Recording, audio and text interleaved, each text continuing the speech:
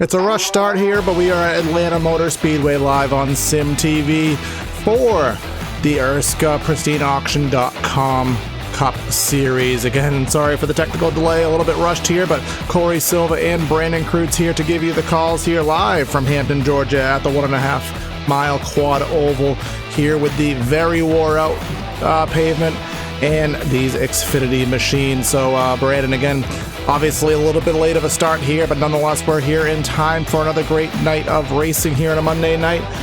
We weren't here last week for Phoenix, where they did have a pretty good race with Scott Crump taking the checkered flag, but we have a whole new set of challenges in front of us here tonight.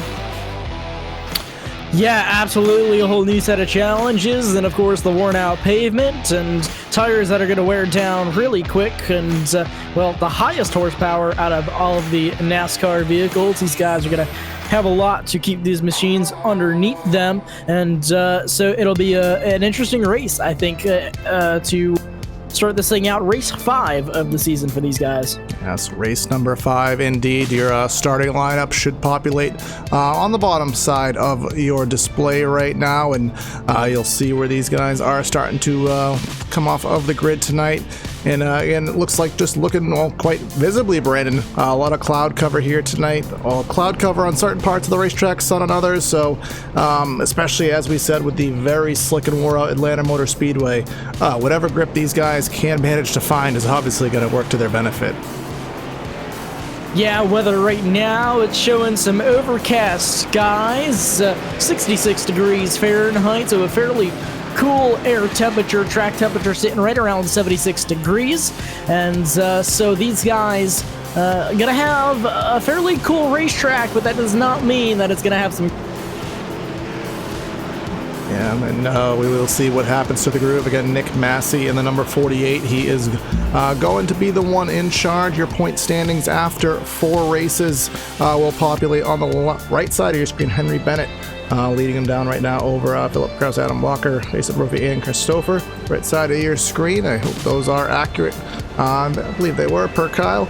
But again, here we are at Atlanta. We are coming on our one and only pace lap to conclude it through turns number 3 and 4. You can see right here in the darkened strip at the bottom of the racetrack that groove where I don't expect that groove, Brandon, to move around too much here tonight. I do think these guys are going to be bottom feeding for a good portion of it, but we'll see what does happen over the course of 133 laps. ERSCA PristineAuction.com Racing League getting ready to go underway. Mustang pace car is in. Massey hits that throttle, and we are going under green flag here tonight. Green flag is in the air, now heading down out of the quad oval, down into corner number 1. Nick Massey gets the advantage. That's going to be the 51 falling in behind him. That's Scott Crump. These guys going to run single file for the first portion of lap number 1. Yeah, single file for at least your top 5. Still some double file action as we proceed throughout the field right now. And one thing these guys will have to watch out for, we've already touched on it a couple times in the couple minutes we've been on the air, is this Atlanta Motor Speedway is very abrasive, very slick, does wear the tires out, and you can't push too hard, Brandon, or you may find yourself beeline into the fence if you blow a right front tire later in the run. Yeah, that is one thing that you really gotta watch out for. You gotta watch how you use up these tires. You can't be racing side by side for a bunch of laps this early in the race, at least. And you know, you really gotta conserve that right front and even that right rear if you're gonna push it too hard. Yes, exactly. I did an official race here on the iRacing service. You know, there's a series. Obviously, we're not racing in the real world, given the current events of what's going on in the world, but I did race the iRacing official series here last night in the Cup car, and you know, that right front tire definitely was giving me some problems towards the end of the run, and I do expect that to be the number one thing here today. And of course, you know, kind of on a laughing note with a serious nature, given what's going on in the world, you may notice from our blimp cams that nobody is in here in attendance at the Atlanta Motor Speedway tonight. We are protecting our virtual fans here on Sim TV by having a closed attendance race here at Atlanta. these guys gonna have a battle for second up here. Scott Crump in the 51 up high. Josh Adams down low in the 95. Adams is gonna squeeze by down on the bottom groove, which seems to be preferred right now. Now taking it down through the quad oval. These guys are gonna file out once again. Yeah, again, Brandon, as we said, the bottom of the racetrack is where I expect everybody to be, at least for the majority of the race. Maybe we'll get that second groove worked in a little bit later, just as the the systems in iRacing do progress and things do advance. Sometimes things change with how things react versus how they did in the past, and maybe the multi-groove not as dynamic as it once was. So these guys have to take that into effect. So it's really about getting that run, maybe getting a different arc into the corner, getting a run on corner exit. Trying to set up your passes here tonight as we go back to the latter end of the top 10 of the early teens, actually. 0-3 of Dylan Thomas. Looks like he is making a pass on the 4 of Dylan Hickey. That is for 12th and 13th positions, respectively. Just in front of that. Okay, here comes that 42 machine of Brandon Key. Took a look to the inside of Will Cannon. Did have to fall back in line. As another one of the low-line racing drivers, the 2 of Kyle Lowry, had a good run at Richmond prior to some incidents, just ahead of him in 8th. Though these guys are racing single file, they are remaining very, very close to one another, sitting here bumper to bumper throughout most of the field. And these guys, surprisingly, not getting spread out quite yet. Of course, it's still early in the run, so we'll have to keep an eye out on it and see what happens. But I think all these guys just riding and trying to save their stuff at the moment. Well, we get a top 3 breakaway, something you'd see in kind of a old school restrictor plate race. We have the top 3, Massey, Adams, and Crump. They are just about a second ahead of Joe Francis in the 4th spot. And again, just kind of going off the experience Brandon I had last night in the Cup machines. Obviously, we are in Xfinity tonight, but the guy who maybe was in the position of Joe Francis or even Tate Lytle in the 5th position, those guys at the end of 30-40 laps, I do see some smoke. May have been some connectivity issue. But the guys around maybe 4th or 5th over the course of the long run, they were able to catch those guys up front. Again, tire saving so crucial here in iRacing now. Absolutely it is, and that breakaway is pretty interesting, and it's pretty interesting just how everybody is running at the moment. But as you said, a lot of these guys just trying to conserve their stuff, as it is oh so important, especially at a place such as Atlanta, where very slick racetrack and very old pavement, very, very coarse racetrack, I should say, and it'll wear down those tires just that much faster. Yes, it does. We have 2 side-by-side battles. The 0-8 gets into, I believe that was Kyle Lowry on the entry of corner number 1. Lowry's still going to rock that high side and still be able to hold off the challenge by Cannon. That was a kind of a situation that was to his savior there. I thought it could have gone a lot worse than it did. We did have Damian Leininger in the 12. I think he was going to make a pass on the, I think that was Adam Pettit in the 57, just ahead of him, but that has settled out. But we will jump back just a little bit. I did see some battling going on. 22 of Kenny Lowry, there is relation there to the inside of that green machine on the outside. Looks like that is the 0-3 of Dylan Thomas, who's headed in the wrong direction here tonight. Yeah, Dylan Thomas, he's trapped up on the high side right now, and he's going to lose 1, maybe 2 positions here, I do believe. Lowry down low in that 22 machine. He's going to take position away from him. That moves him up to that 11th spot. And Thomas falling back. He did find a gap. He falls back to 12th now. Yeah, back to 12th, and see what Dylan Hickey in the number 4 can do behind him, but again, just kind of referencing, what everything in the field right now, Brandon. We do have 30 drivers on track with us here tonight. All 30 still on the track. Nobody has had any terminal issues in the first 12 laps of green flag competition. Up front, though, I did see Scott Crump kind of look to the inside, trying to take a little gasp of air, see if anything's there on Joshua Adams in the 95. Of course, remember Josh Adams and his dominating performance at Richmond last week. Well, rather 2 weeks ago when we last covered these guys. He dominated the race and almost lost it, was able to get it back in the last 2 laps. But he is under fire from that 51. And obviously Nick Massey, another one of these drivers who is up here trying to win these races. And actually, I think it was Massey rather that dominated at Richmond, but Adams did have a good run. But these guys still just a class of the field compared to everybody else. These top three, granted, they're pulling away from the field. They just cannot get away from each other. They're following in each other's drafts, right in each other's tire tracks, and they've stayed bumper to bumper. Now the 51 looking to the inside, not going to make it happen. Adams closes the... Yeah, it's all about momentum, especially in these Xfinity cars. I mean, you'd think of the Cup cars would be the ones to finesse, and these would be more about momentum. And if anything, it's the other way around. The Cup cars are so momentum based, but even still, these Xfinity machines are still very much about momentum. It's not so much about being able to get on the power harder or maybe just drive it straighter on exit. You really have to set up your whole corner to give you that run you need down the straightaway. Try to get that run down the straightaway to set yourself up for the next corner. One thing I'm seeing a lot of these drivers do, Corey, is that kind of high arc into the corner, and they're apexing almost a little late. They're entering the corner very high, and they're trying to shift the car down to get that run on corner exit all the way down the straightaway. And that's a very good tactic, but it's one that you really do have to watch out for, especially in tough competition like this. Is when you do that wide entry on the entry of the corner, Brandon, what all you're doing is opening the door and just allowing someone to stick their nose in there. It might actually cost you a position in the process. We just saw Scott Crump try to stick his nose underneath Josh Adams for that second position. He wasn't able to quite hold it to that white line. He lost a little bit of momentum, and Josh Adams was able to prevail up on the high side of the race.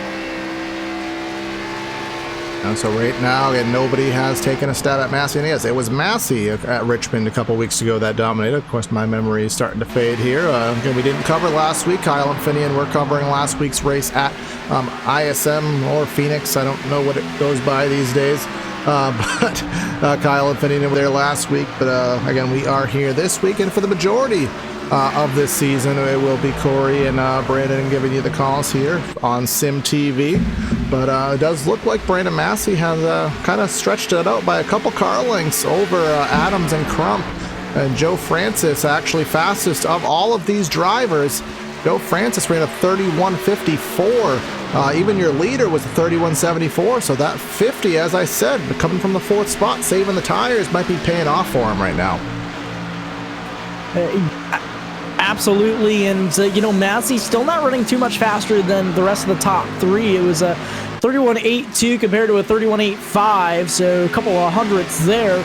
But I think it's just a matter of whose tires are starting to fall off first, and these guys that are better at saving their stuff are going to end up coming out on top in these long runs. Like, this is kind of what we're getting the vibe of right now. Yes, it is, and again, 133 laps of racing, which I should know how much that equates to. I want to say we're at a 200-mile race. That sounds about right, 200-mile race. Yes, it is, the Ohio Intra Express 200, to be specific, plugging in the league sponsors. And again, league sponsors all in the description of the video. A lot of companies have come on board to assist in putting this series onto. So again, check everybody out, especially at this time and age where a lot of local businesses are going to be suffering with what is going on in the pandemic that's going on in the world. Every sponsor, every last customer helps. So check out all the sponsors in the description to assist into everyone who puts into this league. And again, just best battles have been on the track, Brent. I'll tell you, they have been around 12th, 13th. I've pointed out Dylan Thomas a bunch tonight in the 0-3. He started in 15th, worked his way up, dropped his way back already. He's trying to maybe get some of those spots back, trying to get by the 42 of Brandon Key. Damian Leininger back at Richmond when we raced. He was a top 5 driver, maybe not having the best run so far at Richmond, but he is in this threesome battle, 10th, 11th, and 12th. We saw a couple of drivers fall back from the front of the fields, and it almost makes me wonder if maybe it was somewhat on purpose.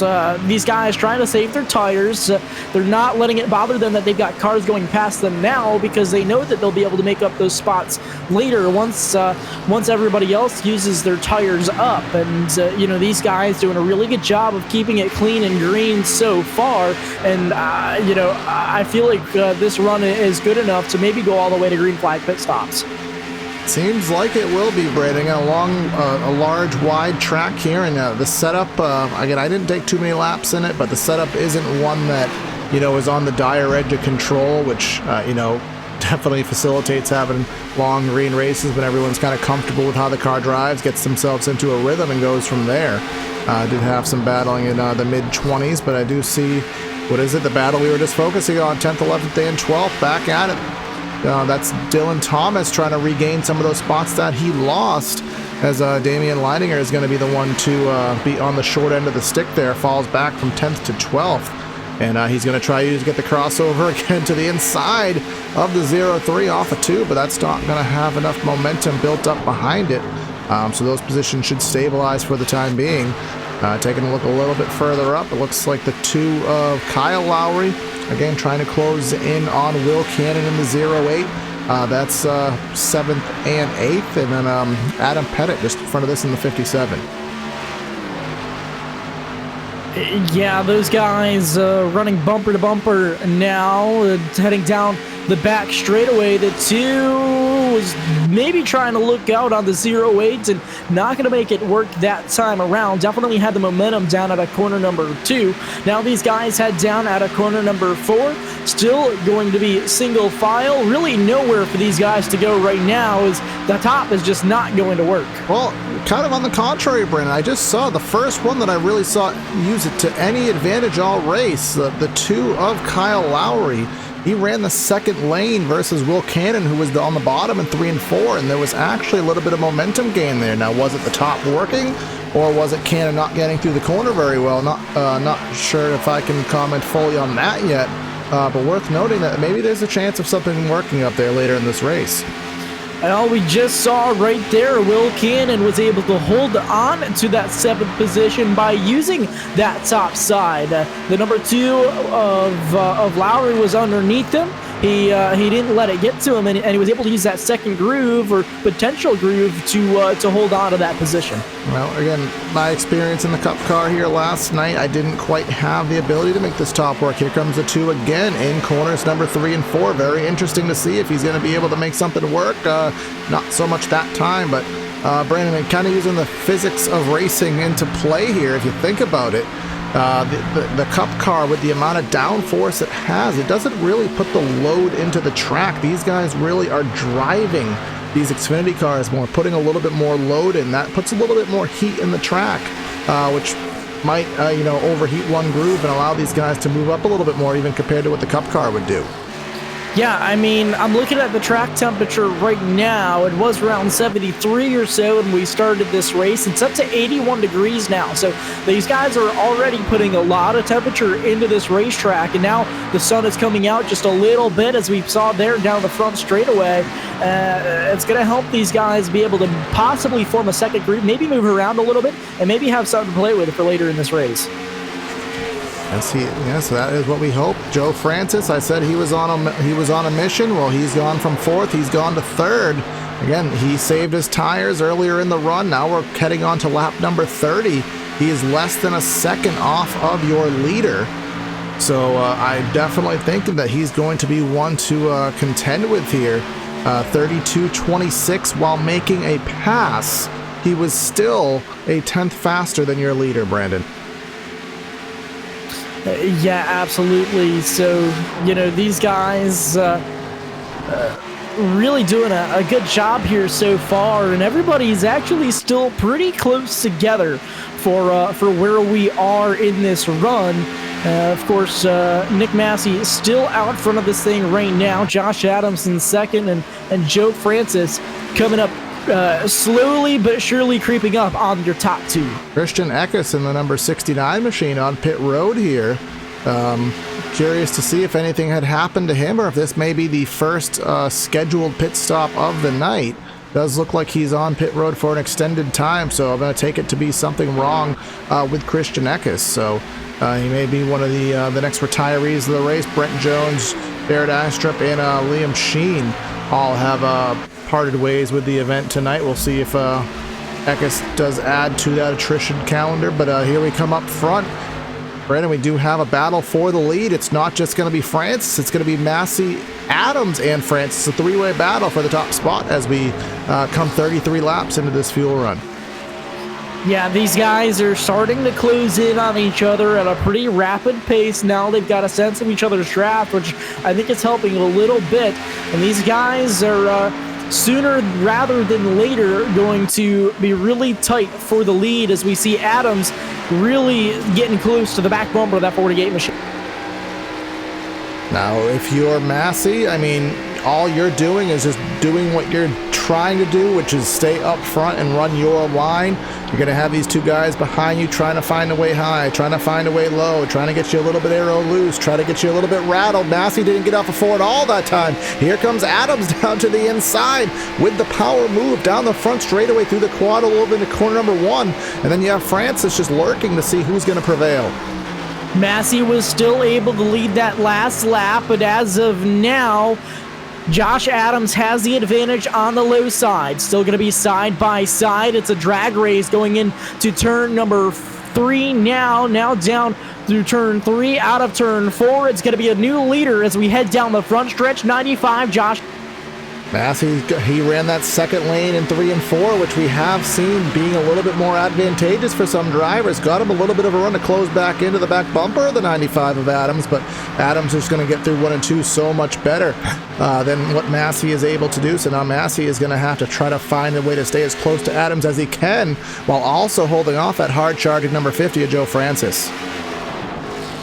Joe Francis is now showing some very good speed here, 35 laps into this race, and of course 35 laps into this run here, and that 50 machine, gonna have to watch out for him because he's showing a lot of potential to get up front and get this race lead from these guys right now. Now I think now he's just kind of lurking, he's trying to play his cards right, and he's trying not to use up all of his stuff before he has to.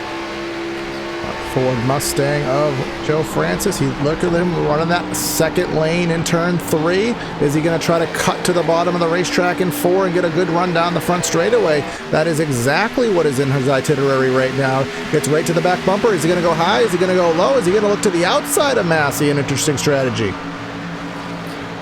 He enters high once again, and now he's slowly pulling that car to the bottom of the racetrack. He's using every inch of this racing surface to try to get to where he needs to be. And as we got a fresh tire car coming up behind them, trying to get his lap back the hard way, he's going to gladly let him go, as he really is just trying to avoid, I think, to tear his stuff up too early, because he can't be there at the end if you wreck now. And Brandon, as we've been watching this great battle up front, a lot of pit stops have gone on. Will Cannon is exiting the pits right now. Kyle Hanshaw exiting the pits right now. We have David Strackbein in the pits, and a bunch of other drivers. Damian Leininger has already pitted. We've had a couple other ones already pit. The Lowrys have already pitted. Kyle Hanshaw, Brandon Key. So a lot of these drivers are taking lap number 35, lap number 40 as the time to get their first pit stops complete. We'll see what that does in the long run. But again, the battle for second. Here comes Francis. He actually has a car link to the outside now. This may be the best position he's had. Can he send it on the outside, complete the pass? He's going to pull door to door, the 69 machine, trying to get his lap back on those fresh tires. That's Christian Eckes, 3 laps down after an extended pit stop. Eckes is going to take him 3 wide down the back straightaway, trying to get this lap back. 3 wide, Nick Massey gonna back off, heading down into corner number 3, put the 50 in the second position now, and it looks like quite possibly not this time. Nick Massey gonna stay out for at least one more time. Now, Brandon, something to take a look at. We always talk about, when you pit, when you stay out, and, how that cycle does operate right now. We do have, we are still waiting on 10 drivers. Adams, Francis, Massey, Lytle, Thomas, Dorsey, Lafferty, Patton, Hill Jr., and McCorkle, all waiting for them to make pit stops. And just referencing Joshua Adams up front, his best lap of the day, was a 30.7. His last lap was a 32.6, so nearly 2 seconds of fall off. So every driver that has already pitted that was right up front with him is gaining 2 seconds a lap of time on Adams, and of course that's going to hurt him in the short run. But if this does go green all the way, maybe Adams cuts out a pit stop versus somebody else. So all the strategy, and you know, Brandon, back in our PTR TV days, we always loved trying to calculate this stuff, and I think we were wrong just about every single time, but it does make for an interesting race.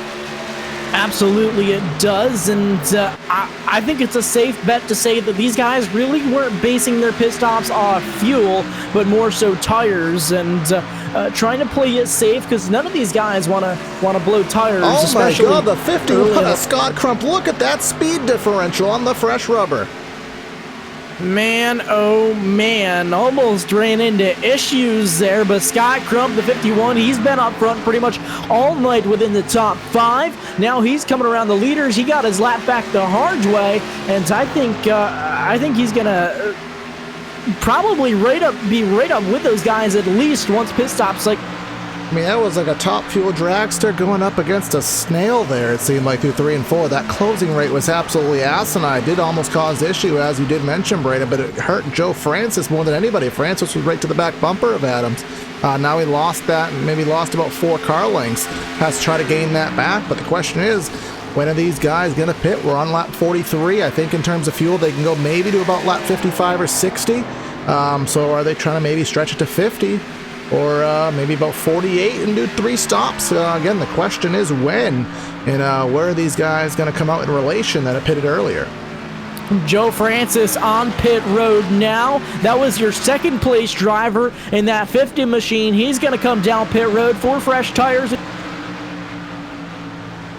Now, Brandon, if we think of it in this way, 133 laps, lap 44, lap 88, lap 122, so maybe that last run or that middle run will be a little bit longer, a nice 2-stop race. Here comes your leader, Josh Adams, and another one behind him coming to pit road. That's going to be Tate Lytle in the 56. Kyle Lowry in that 2, going to stay out one more time to maybe lead a lap here. Johnny Thomas also to the pits. Richard Lafferty. Only one we're waiting on is Zach Patton as well. Well, we got one with a flat tire, it looks like, down there, the number 20 machine, Cody McCorkle. And that's what the problem is Corey, with, I think, staying. That is a right front tire down on McCorkle, it looks like. Try to go back Cody on replay and see if we can catch when that maybe went down. So that probably causes a little bit of worry with some of these drivers that haven't pitted yet. We've already had one tire go down. Yeah, see, McCorkle is in one, and I honestly might want to fix that. But yeah, he did blow a tire, and his car acted quite radically after blowing that tire. But regardless, that is going to take him from, last on the lead lap or in that category to multiple laps down. I think issues with Nick Massey also, Corey. He's slow on the apron down in turn 3. Yeah, he's only going about 75 miles an hour. Is he did he not take fuel? He was coming to a slow down out of turn 2. He dropped it to the apron. No now crawling. Fuel. He's out of fuel. He has absolutely no RPMs. That engine is dead. Crawling through pit road is your former race leader in the 48. He was out front of this when the issues occurred. So, I mean, Brandon, I typically take a fuel stop here to be, 55 to 60 laps, but maybe lap 47. Now, is that thing going to refire? Is it just fuel? Yeah, waiting. Yeah, no, not yet. I still don't see any RPMs on him yet. What's going on with Massey? Right side's being jacked up now. He is taking 4 fresh tires again. No, there it is. He gets it fired up finally. Four fresh tires once again. And fuel for the 48 machine. He rolls off of pit road now, and that's going to be huge implications for that 48 team. Yeah, he's going to need a caution flag, which he right now is being scored 1 lap down. all the way back in the 24th position, but he's not anywhere close to the free pass spot right now. Brian Dorsey is the free pass spot. Now up front, it's going to be Scott Crump. He is up by almost 6 seconds over Adam Pettit in the 57 machine, our top 5. Then we have Kenny Lowry in the 3rd spot. Dylan Hickey in 4th, Brandon Key in 5th, remember the 4 and the 42. They were primarily in the mid-teens before the original pit strategy started, so we'll see what's going to go on. Just round out your top 10. Will Cannon, Joe Francis. Remember, he's probably going to be, you know, now that Massey is kind of out of contention, at least for the moment. Joe Francis and Josh Adams are going to be your big tickets right now, so they're 7th and 8th. And then Dylan Thomas in 9th. Zishan Dura in 9th right now, as he is passing Dylan Thomas. And I guess it's going to be a matter, Brandon, that your top fastest drivers right now, Francis and Adams, they are both 9 seconds behind, but they're also running 6 to 7 to 8 tenths of a second faster a lap. So how long before they catch your leaders? And then again, it's going to be the alternate pit strategies that kind of dictate the rest of this race. Yeah, absolutely. So, of course, a lot of these guys pitting at different times, but we all know that they can have a huge difference on speed throughout these runs. As, you know, the 51 machine, of course, out front right now, but he did pit a few laps prior to some of your other leaders pitting. So it'll be interesting to see how this all plays. And I just kind of want to make another reference, Brandon, kind of, you know, as the race progresses. Talk about tire temp, or rather air temp and track temp. We last time I checked it about 15 minutes ago, track temp was 81 degrees. Now it's back down to 78 as this whole track is again back in shade, which will tighten these cars up a little bit, and it will also, you know, add a little, will take off a little bit of time on the stopwatch as Francis does blow by Will Cannon. Again, I'll use the Top Fuel Dragster versus the Snail, essentially, it seems like, with these closing rates. Yeah, absolutely, Corey. So it really is amazing how much of a time difference it is with fresh tires, even this few of laps into a run. You know, of course, that 51 is already on a few laps old tires against the guys that are pitting, but you know, there's still about a second a lap difference between some of these guys that have just pitted. And someone else, Brandon, who not having a very good run today is Kyle Lowry, and he was, you know, mid-top 10, not sure what happened, but Kyle Lowry's back in 22nd now, 1 lap down. Again, Nick Massey right behind him in 23rd, 1 lap down after what we saw. Cody McCorkle, after his tire issue, he's now 4 laps down, and McCorkle blows a motor, and that's going to be the end of McCorkle's day. Commentator's curse right there. He blows an engine right when he goes on the air. Cody McCorkle gonna take it down to the apron. The powerless number 20 machine, is he does have some front end damage to that race car, and it makes me wonder, possibly got something caught up in the radiator amongst getting that damage, causing the car to overheat, and now the motor gone on the yeah, so that's just another one that bites the dust right there. So we already have 5 behind the wall. It will be 6. Christian Eckes did retire from the race. We did see him on the track, you know, about a couple minutes ago before pit stops. He did choose to retire from the event, as here comes Tate Lytle. Joe Francis, up to the 2nd position now, as he does get by Adam Pettit, and then we do have Josh Adams, who is sticking right to the back bumper of Francis. Now these guys have 5 seconds to catch up to Scott Crump, and again, there's a 10-lap tire differential right here between these two drivers. Absolutely, and you know, we know that these guys all had some really good speed as it is. Joe Francis was, of course, showing some really good speed. He started to latter half of the top 10, I believe, at the start of this thing, and now all the way up to 2nd position once again, as he just got around the 95 of Adams. Now has a little bit of time to make up, but is on fresher tires for the 51 of Scott Crump. Well, Brandon, I don't know if you do have our chat up right now, but I feel like if we do not do our fans justice and show them their favorite driver, there may be some picket rioters outside of our SimTV studios. And Kyle and Finney were nice enough to rent this to us, so I don't want to get anybody aggravated. as here comes Josh Adams to pass by the 50 of Joe Francis. Here is your Zach Patton moment. Here's Zach Patton update. He is currently 1 lap down in the number 3 machine in the 21st position. And he did start in the 26th spot, has picked his way up 5 positions into the 21st spot. I don't see any damage, so that number 3 has been nice and clean so far. This is your lap 59 Zach Patton update. I love that that's a thing. I love how that's become a thing between us. Yes, your next Zach Patton update, barring any kind of any kind of circumstance that occurs, will be on lap number 108. We'll do every 59 lap Zach Patton update. I have to tell Kyle and Finian that for the times that we're not here. Every 59 laps, it's a Zach Patton update. Every 59 laps. That's all right. I'll let you keep doing the math on that one. So we will have to change that when we go to the Roval, because that's not a 55. That's not even 59 laps in that race. We'll make an exception for that race. Every other time it'll be 59 laps. That's your Zach Patton update, unless something skews to cause a change in that. But back to what has been going on, and Josh Adams, surprisingly, Brandon, and well, maybe not surprisingly, because we saw Joe Francis start off that first run on the slower side, let everybody else burn their stuff up, and then he just came and, pretty much just got by them with relative ease right after that. So I wonder if he just said, Adams, go, and I'm going to save my stuff and get you in about 15 laps.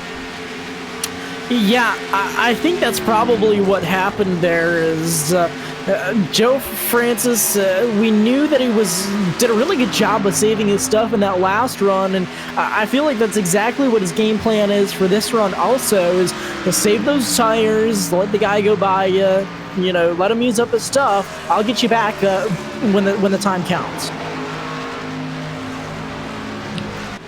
But as we are closing in on halfway, and we will do a kind of a halfway rundown, and if you are just joining us, this is the ERSCA PristineAuction.com Xfinity Series. Yeah, I know I keep saying Cup Series out of force of habit, but it is the Xfinity Series. Live here on SimTV, Corey Silva and Brandon Kreutz giving you the calls as Kyle and Finian are doing the 3-wide Racing League Grand National broadcast. Also on the channel here, to kind of dual streaming here tonight. So as that does happen, again, we are here on lap number 63, closing in on the halfway point. We have not had any cautions, clean and green for this entire duration. Still have 25 drivers on the track. We do still have 17 drivers on the lead lap, last one of those being Vincent Isabella in the 17th spot. Already have been through one set of green flying pit stops, and in a handful of laps, or just a few laps away already from possible second set of green flag pit stops starting to start. I think around lap 37 was the first few takers for. Yeah, Scott Crump has been out for 30 laps, and if you're Scott Crump, you're going to be passed by, either of the two of these drivers, whether it be Adams or Francis, in the next, honestly, lap, maybe 2 if he's lucky. So then that'll be maybe a couple laps earlier than he maybe wants to pit. But if you're him, do you pit as soon as you're passed, or do you stick to your strategy and maybe stick it out for another 4 or 5 laps if that's what the crew chief dictates? I don't know why you're asking me. I've never been a strategy guy.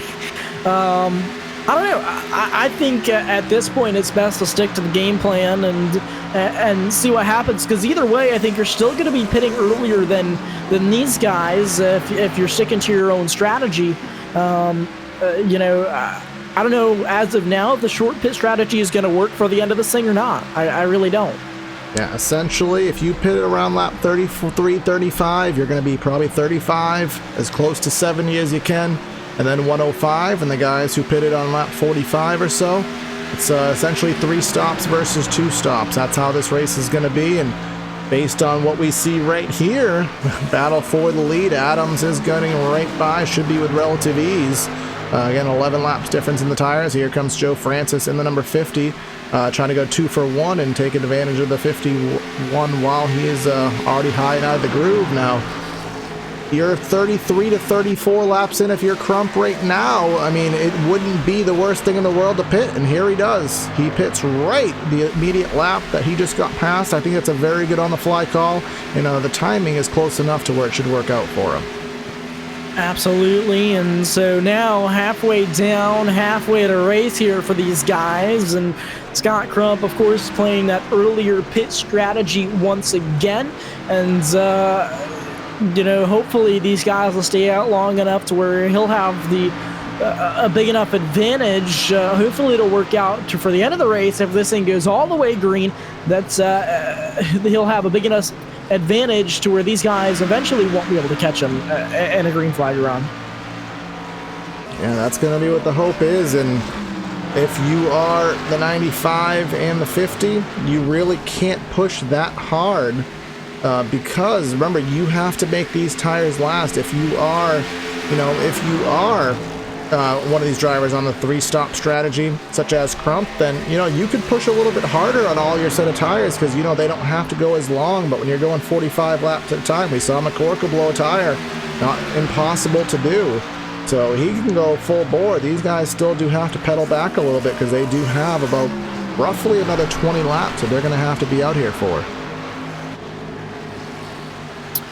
Yeah, so these guys really just have to be careful. They have to conserve their stuff, as we may have a battle for the lead here once again pretty soon. That 50 machine, Francis right onto the back bumper of Adams that last time around. He's going to duck to the bottom of the racetrack, try to get that lower exit, and try to get that run down through the quad.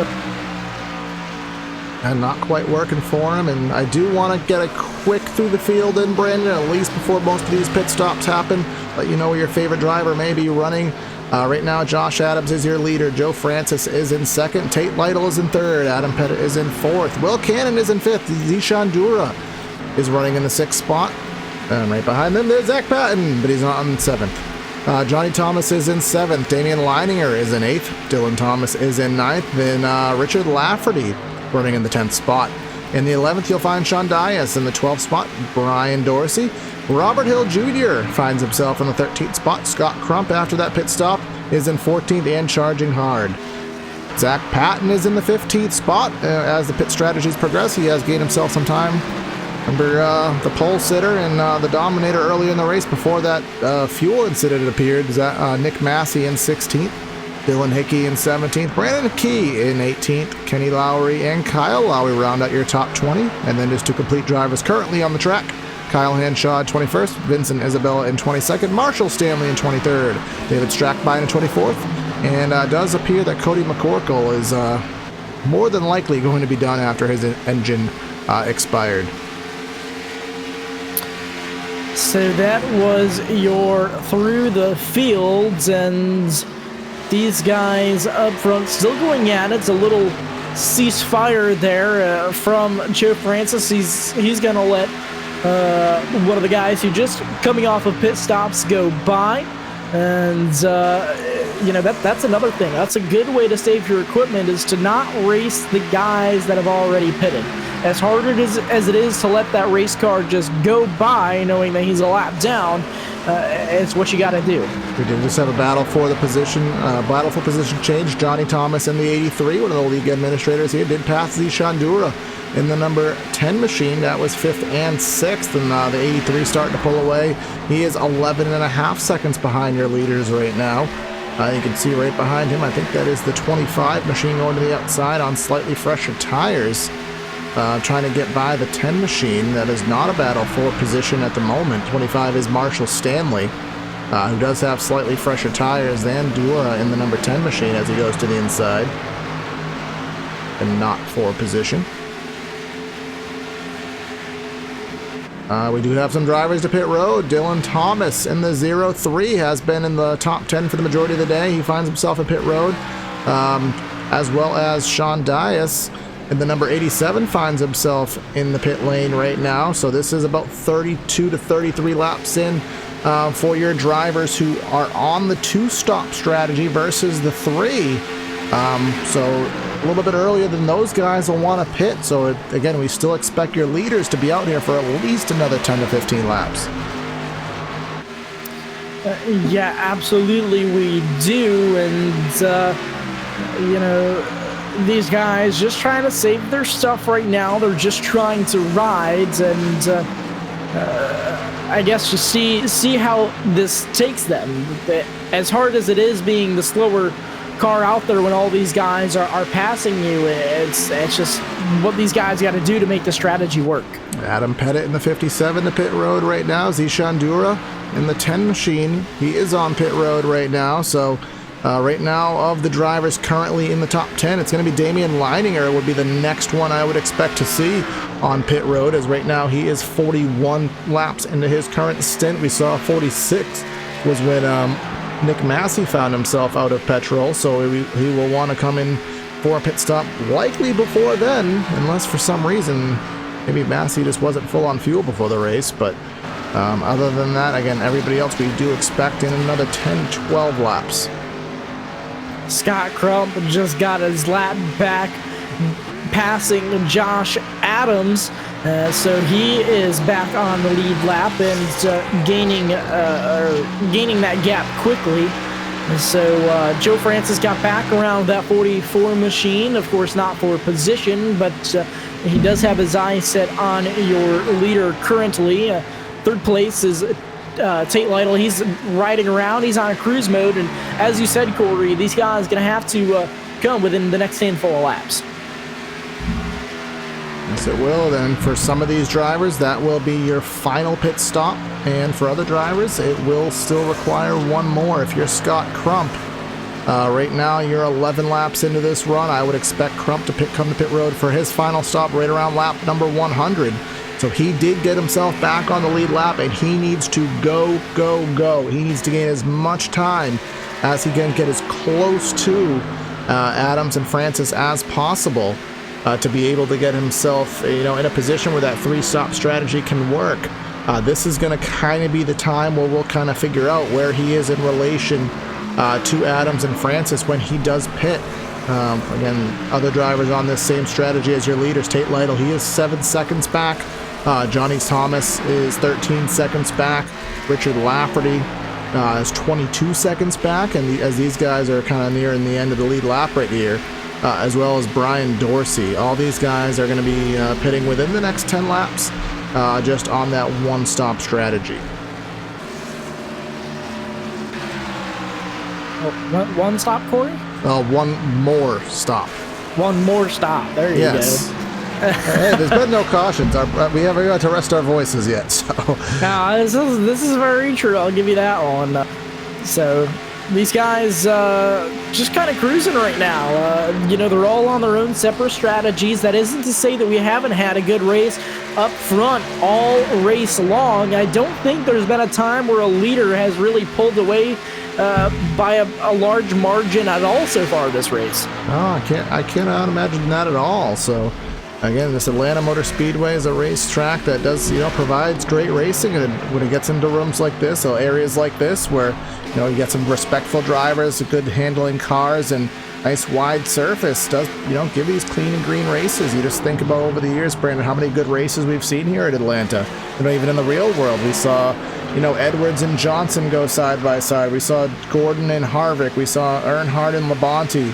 And those were just photo finishes, not to say there haven't been, as great regular races that maybe didn't end in spectacular style. But I can even remember, Gordon and Kane a couple of years back in 2012. God, I'm starting to feel old now. But again, great races here at Atlanta, and another one here on the iRacing world for the ERSCA series.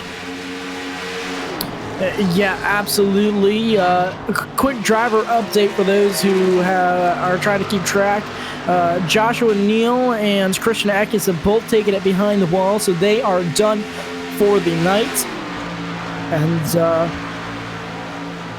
these guys just continue to cruise.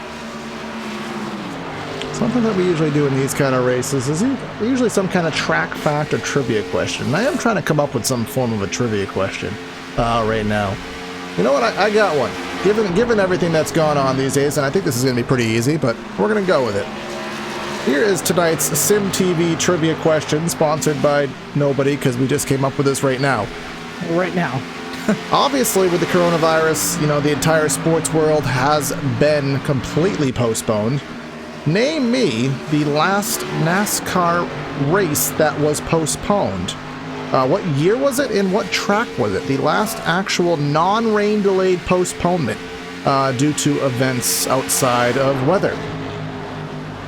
That's for the fans, Brandon. If you think you know, you can think silently to yourself. That's for the fans. The last NASCAR postponed race outside of weather conditions. I'm not going to say it. I think I might know it, but I think I say it. So keep an eye on our race fans and what they have to say. So that is your trivia question. And I hope I'm right, because knowing me, I'll actually be like, oh yeah, I forgot about that one. But I'm pretty sure, I'm pretty confident that you would be correct about this one, Corey.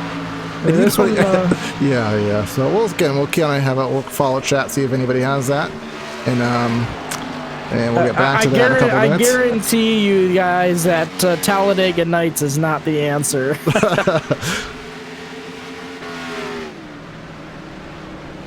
We do have Joe Francis to pit road, Brandon. On lap 43, I thought they were going to stretch it to lap 90 or so. This would be 45 laps to the end. But this is big. Now we're going to have to wait and see when Adams comes to pit road. He's exiting 4 now. So that's going to be at least an extra lap and a half that, that Francis is going to have on better tires than Adams. That could be of significance later in the race. Yeah, absolutely. So just that one lap could be the difference of the race lead, as close as these guys have been. And, Joe Francis has just kind of been lurking. Now here's the important thing. Scott Crump in the 51. Remember, he's on that strategy where he's going to pit on lap number 100 approximately. He's 6 seconds back of Josh Adams, who is now on pit road. Josh Adams on pit road, going to be a Ford tire and fuel pit stop for the 95. It was clean in, now just needs to be clean off, and it'll be interesting to see where him and the 50 compare once he gets back out and back up to. Well, Scott Crump, remember, he has 10 laps before he is going to pit. I'm predicting. I think that 95 got a penalty on pit road. No. Speeding on pit road, I do believe, for the 95. Yes, because he's been in his pit stall for 31 seconds right now. When you are in the pits for over 15 seconds, it's usually some form of penalty. I do know it's pretty easy to speed on the exit of pit road here, but again, this is even extended for a penalty, Brandon. He's on 48 seconds.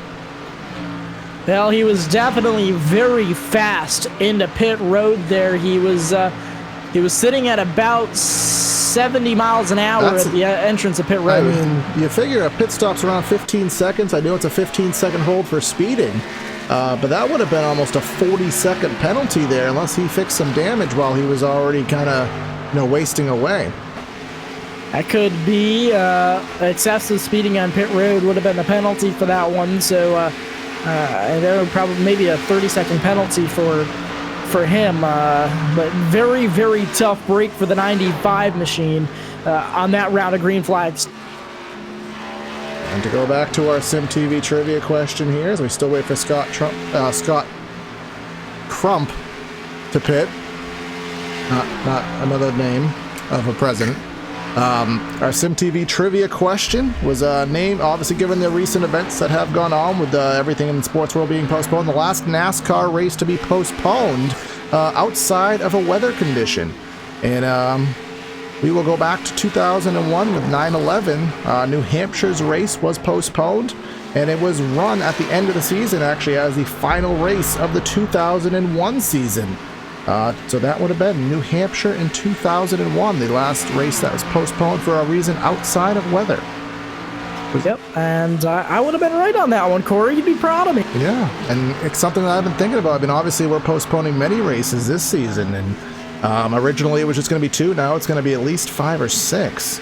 I mean, we've been hearing double headers, we've been hearing midweek races, but changes in the playoffs. How would it be, Brandon, if Homestead gets pushed behind Phoenix as the championship race and just kind of gives the fist to Phoenix and say, nope, you're not taking it away from us, we're still getting it. That would be a very interesting turn of events, I must say. Yeah. That would be, what a way to dethrone something from somebody who took it from you. Yes. Like, what did you say? Oh, like Homestead just says, no, this virus is because we want the race. Yeah, obviously don't want to make too much light out of a serious situation. Zach Patton on pit road. Is this another Patton update? It's just because we're calling it out. Zach Patton exiting the pits. He is 1 lap down.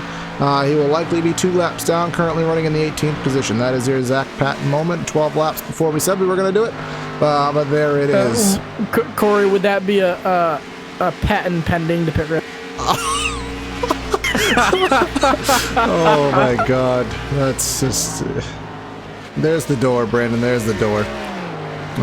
Let me put that myself through said door.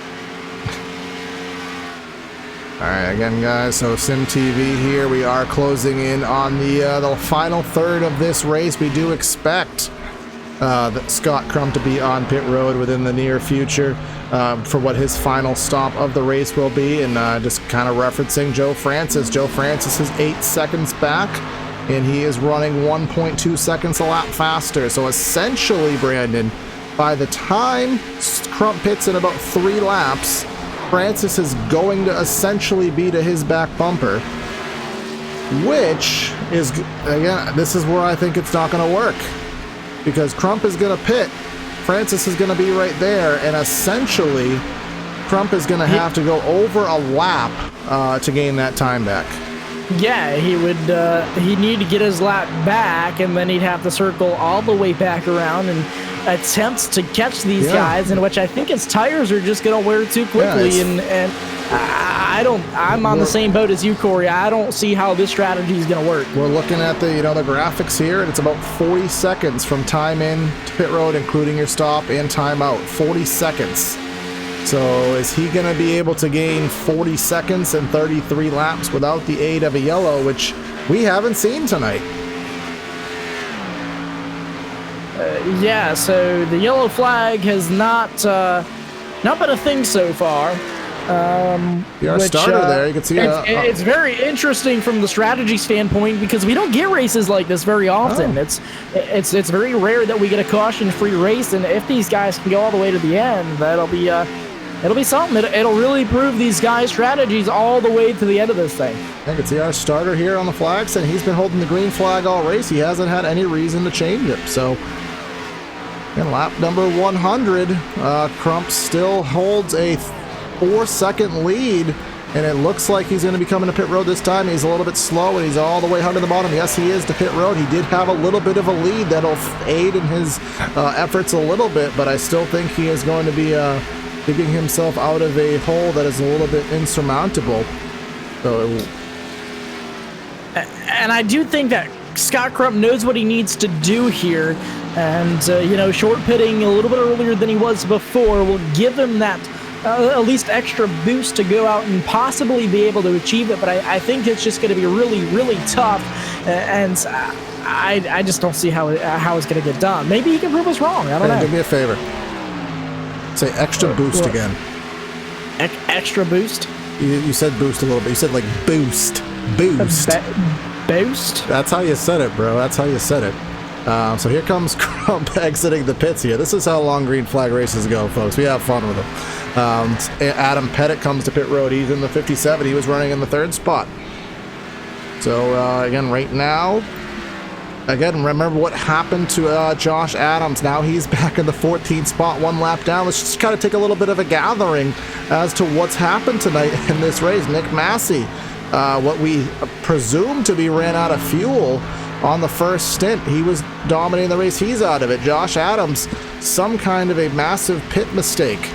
He's out of it now. Essentially, that gives the race, without any kind of issue, gives the race to Joe Francis, unless something happens, of course, with Scott Crump being on the strategy that we really don't expect to be one to work tonight.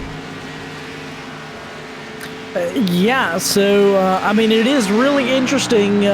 Obviously he has led a good amount of laps tonight from this strategy, but, the real question is he going to be there when it counts? And my guess is going to be no. But again, he could prove us wrong. He sits there in the 9th position right now. And he is 1 lap down, so he has to go and get his lap back and then circle all the way around again and try to fight for the lead. And just looking at point standings here, Brandon, because just trying to take a look, Joe Francis, he's in the 11th place in points right now. 11th place in points, and showing what he's showing here tonight. He had, 1 bad run at Richmond, 20th. He started the season strong at Daytona. He had a 9th place finish, then he had a 20th at Phoenix, a 9th last week, and obviously that 1 bad run at Richmond set him back, but a run like this, show what you're made of and where you're going to go with it. That 50 is going to be one to compete with this season. And then we have Josh Adams as your points leader. He's up by 13 over Nick Massey. Well, luckily for Adams and Massey, both of them have had their issues, and they're running pretty close together, in the lineup now, relatively 9th and 15th respectively. Yeah, absolutely. I would like to just point out that Joe Francis currently has a 14-second lead over 2nd place. Who's on the same strategy, by the way. Who's on the same strategy. I mean, if that's not impressive, I don't know what is. And Francis in that 50 machine, he's been on point all night long. Consistency is key, and that's exactly what you got to do to get yourself in victory lane in these races. And that is, by the book, a perfect example of potentially a perfect race for this 50 machine.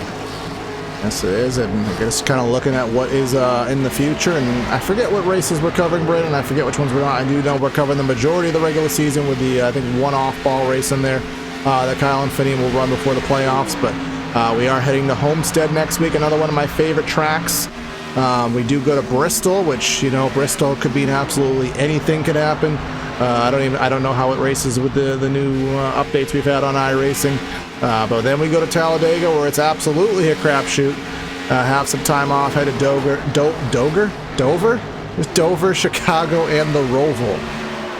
So a lot of interesting races, and I do know that, again, dependent on iRacing and their release schedule, if they get it out in time, we are heading to North Wilkesboro.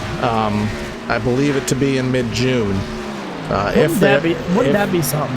Well, given everything that's going on now, I mean, there's not much to cover. There's not much else to do in terms of NASCAR. There's nothing to update. NASCAR can't change the rules if there's no races, so maybe it give them a little bit more time in the office to work on that piece of content. But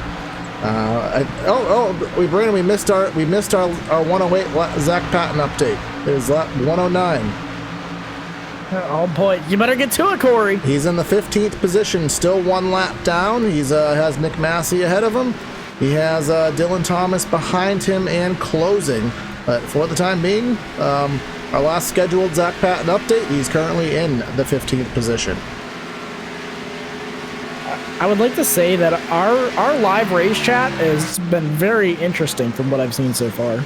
Yeah. Also, you guys are a very interesting group of people, I must say. Yes, they are, but dedicated fans, both to the league, both to Sim TV. So obviously keep it up. Love to have interaction, and like to know that I love this. I haven't been able to do this in quite a while. As far as this much interaction with the fans, I love this. Damian Leininger in the pits. Remember Leininger last week at Richmond, top 5, top 8 car majority of the race. I keep saying last week because that was the last race we covered 2 weeks ago at Richmond. Again, not the run that he's looking for tonight. Currently, mid-teens. But Brandon, we are set up right now to have approximately 4 to 5 drivers on the lead lap when this thing ends. Yeah, it's been interesting. That is for sure. Scott and a lot of these guys on the same strategy as your leader. It's incredible.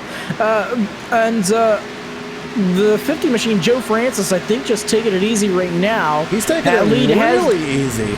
He is, and I think it's just to try to keep it clean, but that lead has dwindled down to about 8 or so seconds. No, wrong value, Brandon. It's still 23. Looking for your gap, not your interval. Oh, well, you know. Yeah, but regardless, a 31-21 for Crump, a 33-31 for Francis. Obviously, Crump is, he's going out of a cannon right now, trying to close on him. And we know that we know that Francis is taking it easy, and he has been all race, but he has to kind of tone it up a little bit. 22 seconds and 20 laps. Do the math. If he's a second faster a lap, then, we're going to have one of those fantastic Atlanta finishes, as DW likes to say. Fantastic. Absolutely.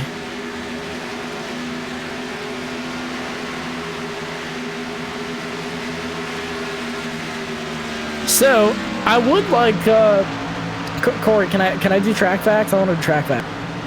And now our SimTV Track Facts segment brought to you by Brandon Kreutz.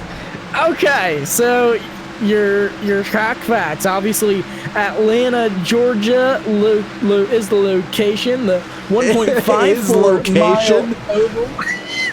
The 1.54 mile oval, 24-degree banking and returns, 5 degrees down the straightaways. By the way, lap record here is 224 miles an hour. And the IRL IndyCar Series in 1998, set by AJ Foyt Racing. So, interesting, fun fact. Throw it in there, Corey. And also, I'm disappointed because I wrote this whole entire paragraph for an intro. And due to the fact that YouTube and I, again, back in our PTR TV days, YouTube worked a little bit differently than it currently does. So I'm just not used to how the interface has been, so we had a late start. I didn't get to read my entire intro. I don't know if I think it's kind of too late to read it. I'd say so, because we're getting down toward pretty close to the end of this race. You could turn it into an outro somehow if you wanted to. I don't care. I don't know. Maybe I could just change the words to be Homestead for next week, but I don't think it'll quite flow. But that's what happens in technicalities. By the way, I didn't know that this used to be the Atlanta International Raceway. Yeah, back in the 80s, most tracks were kind of titled as international raceways. I think Talladega actually used to be Alabama International Motor Speedway, I believe, or something like that. International Motor Speedway. All right. Why is it international when it's in America and it's for an American series? I don't understand that. Because why not? Why are you world champions when you win a sport that's only based in America? I've also never understood that one either. But if you win the NBA championship, you're the world champion, but you're only playing American teams. But these are podcast topics. But that the podcast, not. I don't know if SimTV has a podcast or not. They did. I gotta be honest. They did at one point. I know that. Now something, Brandon. This is really getting concerning because Tate Lytle, remember, he was 15 seconds back. 15 seconds back. He's now less than 4 behind Joe Francis right now. Scott Crump, he's now 15 seconds back. He's not going to get that. He's not. But Tate Lytle is 7/10 faster that last time than Joe Francis. I don't know if that 50 is holding back, if he's just trying to make some fun of it, or if there's something going on. But this may be a race, and I'm not complaining about it, but I really don't know why that 50 has turned down the wick so much. It's been very odd because he had a half a track lead. And they're 3 wide right in front of him. Oh boy. Well, they were just for a brief moment, as again we only have more cars are getting on the lead lap with the pace slowing down the way that it is. Currently, we actually have 11 drivers on the lead lap. I think a good portion of these guys actually just got by Joe Francis. We did only have 5 drivers on the lead lap for a while, and now we are back up to 11. Yeah, so a half a track lead over second place has turned into about a straightaway. Now it's down to 3 seconds. 3 seconds of a lead in 12 laps and about 3 seconds, 3/10 of a second a lap. I don't think the math is going to work out, but this is much closer of a race than we ever thought it would have been. This is, I don't know if Francis is just taking it easy or if his tires are legitimately not holding. This is, I mean, taking it easy is a 14-second lead becomes 10. A 14-second lead that turns into 2.5. I mean, something is going on. But again, now it's almost, last time by, it was a 32.9 for Francis to a 32.3, and this is while Lytle is actually trying to, navigate through traffic. It's going to be within a 2-second gap this time by. We may end up having a race as Joe Francis takes 10 laps to go this time by underneath the flag stand. I think he's over the line because usually we drive on top of the surface.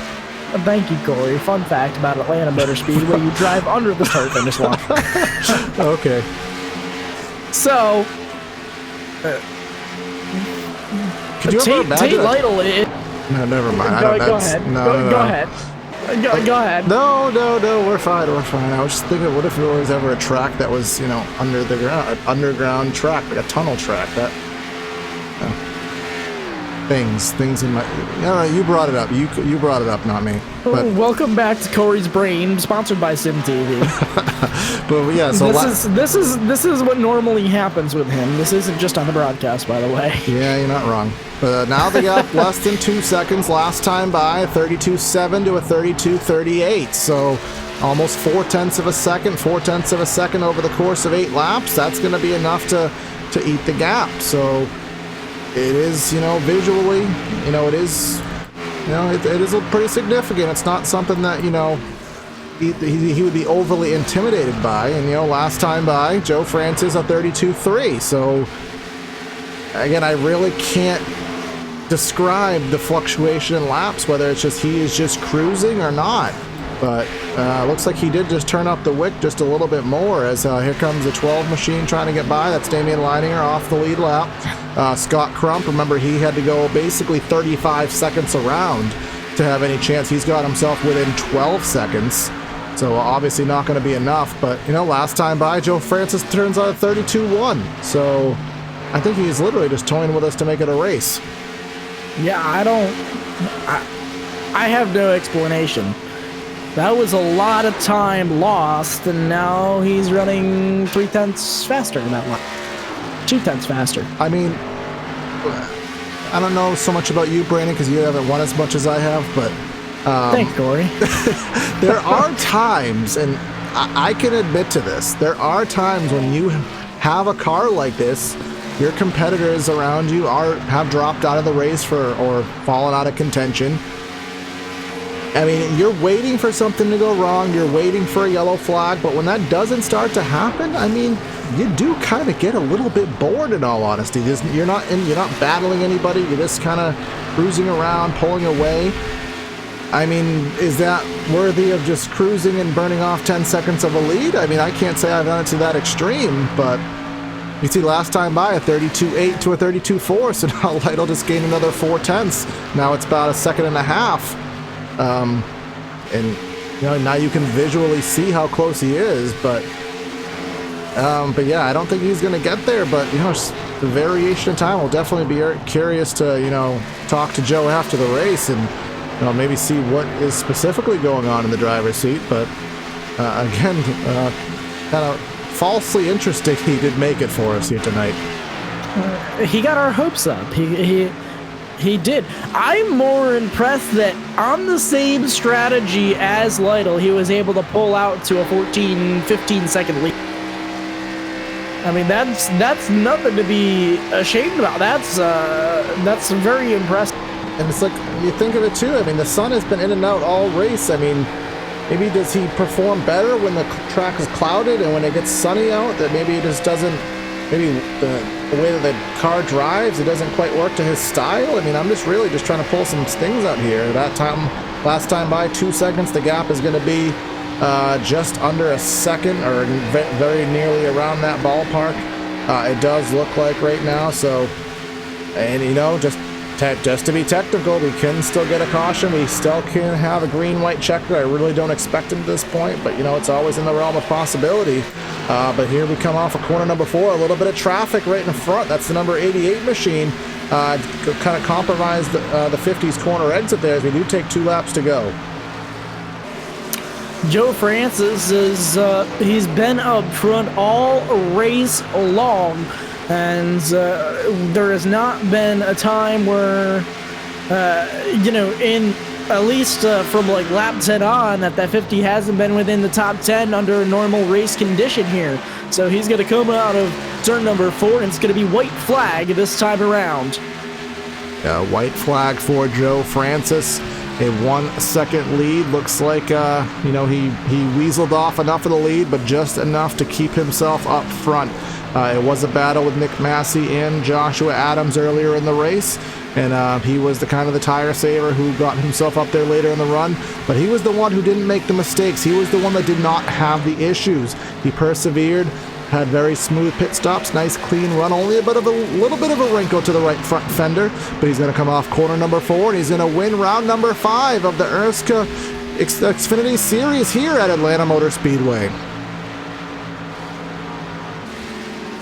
Looks like coming home in second is going to be Tate Lytle. Scott Crump just now crossing the line in that 3rd position. That's going to be your top 3. And of course, your winner on the night, Joe Francis in the ERSCA PristineAuction.com series here at Atlanta. He's going to come home your winner on the night. Again, flag to flag. We did not have one single intermission via the caution flag here tonight.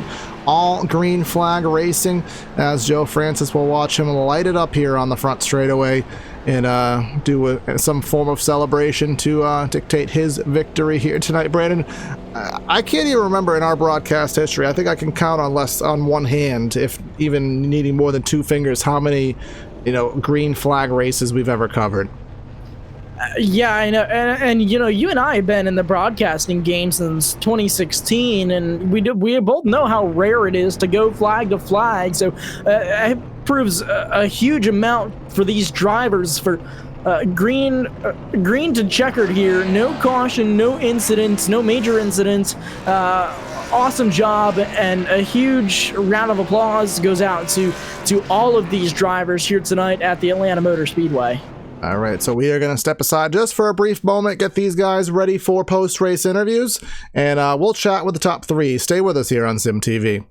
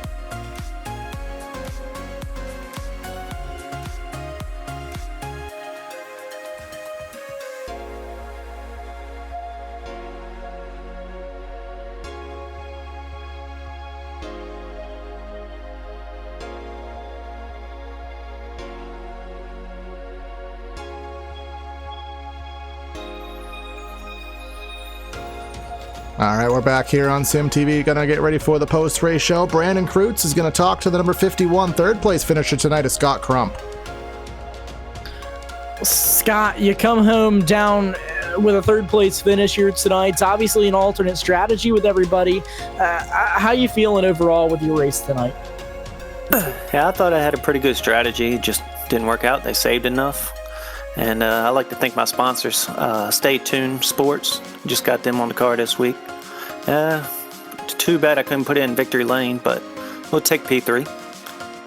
Now, a third place finish, obviously you were taking a risk there running that alternate strategy than everybody else. You led a good amount of laps here tonight. Did you have a set plan going into tonight, maybe expecting it to go green, or tell me about what your overall plan was going into this race?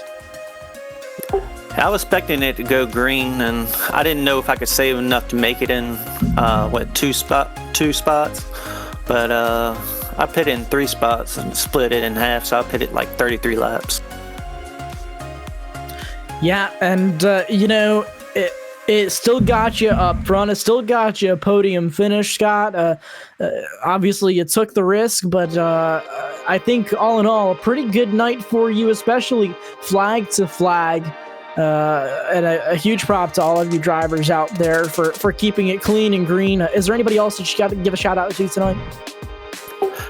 Give a shout out to ERSCA, and they put on a good show tonight, no caution free. And I'd like to thank Lowline and again to Stay Tuned Sports podcast. Awesome job, and awesome job on your podium finish, and thanks for talking with us tonight. All right, thank you. I do believe Corey has caught up with second place finisher now. All right, Tate, you got a copy, brother? Yep. All right, man. So, long green flag race, not a single caution interrupted, and I'll tell you, we kind of had you written off as a solid second or third at the end of that last stop, and then somehow you got to within a second of Joe Francis there on that last run, man. What happened on that last run? Was he checking up, or did you find something there on that last stint? He was saving fuel. I was saving fuel a little bit too, but I pitted 2 laps later, so I honestly wasn't even considering Joe much of a threat for the win, just because I figured he'd have to pit. So I was just making sure I got it there, and he managed to save enough. So good on him, but still, second place isn't bad. Yeah, can't fret on second. What was your major hurdle tonight? Whether it be handling, strategy, what was kind of the biggest challenge you had to face here tonight at Atlanta? Making sure I had enough fuel to get to the end. All right, well, you did that, and nearly snuck out a win in the process, man. Who do you want to give a shout out to for tonight's efforts? Just Johnny and all the guys put a lot of work into this, so I'm just glad we're getting to see the payoff. But yeah, just thank you guys. All right, man. Thanks for attacking with us. We'll see you next week at Homestead. Have a good night. Thanks, guys. And now Brandon will talk to tonight's winner, number 50 of Joe Francis. Yeah, down here in Victory Lane now, I've caught up with your race winner on the night, Joe Francis. Joe, what a run for you out there. How you feel? Feeling pretty good. Besides my wrist hurting, my throat being kind of dry, breathing hard, heart beating, feeling pretty good. Obviously, I'm sure an adrenaline-packed race for you, going green to checkered, having basically a perfect race for you in my book. You stayed on point with the pit stops all night. You stayed on point. You held with your strategy. You were consistent on the racetrack itself. A good race all around. Can you tell us, did you have a plan going into this race tonight? Did you expect it to go green? I'm going to be completely honest and say no. I was just kind of going to go with the flow, see how everything turns out, and then just kind of stay on top of the tire situation, keep my tires clean, and just try to make it. And you did just that, and you kept your whole car clean. Just go through it and give us a brief recap of your race here and how you felt in that race. Well, when I started fourth, I was just going to take it easy for a while. I was going to let a few guys by. If they were going to get caught up to me, then maybe as the run goes by, save my tires a little bit more and maybe get back up to the front. But it went a little bit better. I was catching the leaders towards the end, so I was thinking maybe I saved my tires just a little bit better. So on from there, I just focused on staying clean, staying smooth, and just making my pit stops, not mess up on those. Later in the run, once we got to the fuel run, I honestly didn't think I was gonna go make it on the fuel, so that wasn't my strategy. I was planning on pitting eventually, but then I looked at the fuel and realized I could make it. So I just kept saving, and realized I could make it. Yeah, and you know, when we were up here, you had about a half a track lead, and all of a sudden it dwindled down to just a couple of seconds, and so that's what that was the fuel savings, right? Oh yeah, I saw I had that 13-second lead, so I was just giving up little and little every lap just to make sure I could make it, and it was great running with Scott and Tate. Both good guys, raced pretty clean. Well, it definitely worked for you in the end. The strategy worked out pretty well for you, if I do say. And Joe, is there anybody that you need to thank or shout out to here? Oh yeah, I'd like to thank ERSCA, putting on a great league, and Pristine Auction for sponsoring it. It's been a great season so far. I'm really enjoying it. And I'd like to thank all the guys that put this on. It's just a great league. I really appreciate them all putting it on. You guys broadcasting, you do a great job. I always enjoy watching the replay afterwards. Awesome job. Thanks for talking with us again. Ladies and gentlemen, your winner of the night, Joe France. All right, so that is our post-race show here tonight. Again, we wrap up coverage here at the Atlanta Motor Speedway from SimTV for the ERSCA PristineAuction.com Xfinity Series. Joe Francis with the win. Tate Lytle, Scott Crump, Johnny Thomas, and Dylan Hickey are your top 5, and we will pull up your final results here on the screen. So again, Brandon, any last comments here on tonight's race? Again, green flag 100% of the way. We had 8 lead changes, and again, flag to flag 133 laps. What do we take out of tonight's race? Well, you know, again, I just want to give a huge shout out to these drivers. It's not easy to go flag to flag, especially in a 133 lap race on a slick old pavement racetrack. These guys held on to the race cars all the way. A couple of minor mishaps along the way, but they kept it out of the way. They kept it green, and just a huge shout out. My take on this whole thing is, you know, this league has some really, really talented drivers, and I really look forward to covering these other races. Yes, I do as well, Brandon, as your results do flash by and complete on the screen. So again, it is Corey Silva and Brandon Kreutz here helping out on SimTV. You can join us again next Monday night. We will be here from the Homestead Miami Speedway. May or may not have fans in attendance. That's to be decided.